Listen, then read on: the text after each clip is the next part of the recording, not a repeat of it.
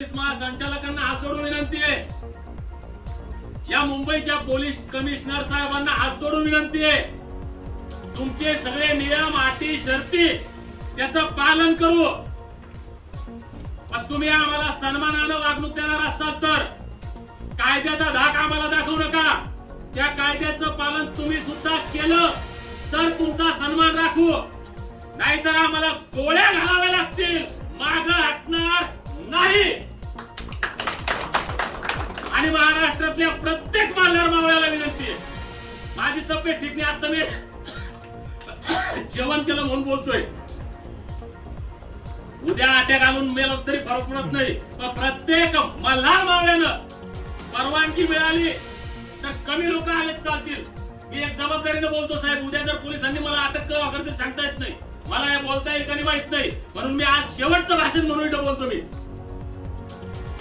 परवानगी मिळाली तर कायद्याचा सन्मान करत, पोलिसांचा सन्मान करत मुंबईमध्ये यायचं, आणि परवानगी नाही मिळाली तर जर खरंच धनगर असाल, तुमच्या अंगामध्ये अहिल्यादेवी होळकर, मल्हारराव होळकर, यशवंतराव होळकर, भीमाई होळकर, स्वर्गीय पी.के. कोकरे साहेब यांचं रक्त जर तुमच्या अंगात असेल तर महाराष्ट्रातल्या प्रत्येक धनगरानं मुंबईमध्ये येऊनच मल्हारराव होळकरांची जयंती साजरी करायची।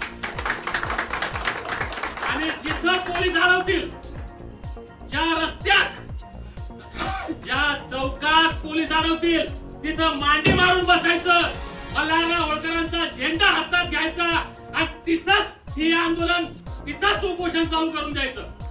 काय होईल ते होऊ द्या।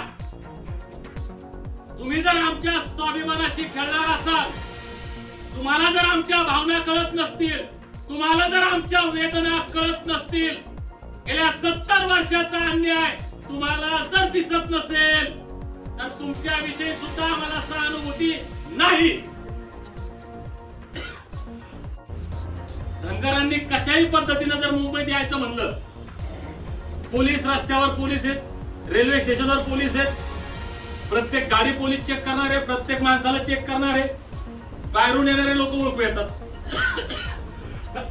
त्यांच्याजवळ बॅग असते, ते रात्री प्रवास करून आलेले असतात, त्यांनी आंघोळ केलेली नसते, त्यांचे कपडे मळके चिळके असतात, पटकन ओळखू येतं की धनगराचं लेकरू बाहेरून आला आता।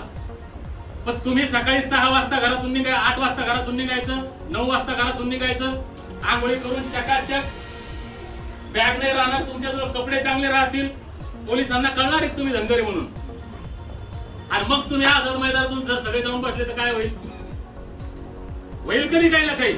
म्हणून मुंबईकरांवर खास दिसतंय, जर अशी परिस्थिती उद्या आली काका, महाराष्ट्रात जर पोलिसांनी परवानगी नाकारली, नाकाबंदी केली तर एक दिवस द्या ना, जाऊ द्या ना।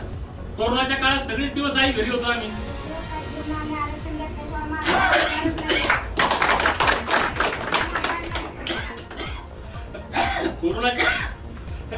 कोरोनाच्या काळात आम्ही घरी होतोच ना, किती दिवस बंद पडलं सगळं, मेली माणसं। मला माहिती आहे तुम्ही सगळे उद्योग व्यवसायवाले लोक आहे, कोण रिकामा आहे इथं? कोण रिकामा आहे माणूस मला दाखवा एखादा की याला काहीच काम नाही आता।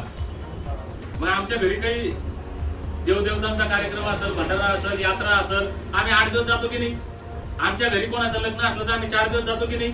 आमच्या गावाकडे जर कोणी वारलं, विचारलं, दुःखद घटना घडली, आम्ही 8 दिवस 15 दिवस जातो की नाही? मग आता जर 2 दिवस आमचं काम पुढलं तर काय होणार आहे? बरं ठीक आहे, ज्याचं काम पुढलं, आता मी रिकामा नाही, माझे आई वडील, माझी मुलं, माझी पत्नी, माझी बहीण, ते काय, ते गेलीत काय फरक पडतं?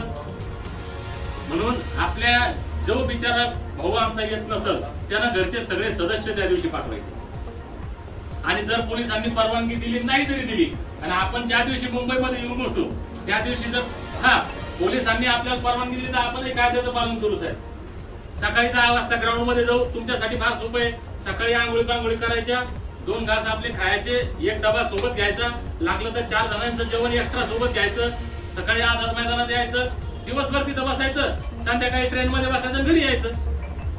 कारण आपला नियम आहे आझाद मैदानाचाही की 6 वाजता खाली करायचा, शासनाने परवानगी दिली तर आपण 6 वाजता खाली करू, काही फरक पडत नाही। पुन्हा एकदा विनंती, कृपया चॅनल सबस्क्राईब करा, व्हिडिओ जास्तीत जास्त शेअर करा, आपले विचार कॉमेंटच्या माध्यमातून आम्हाला जरूर कळवा।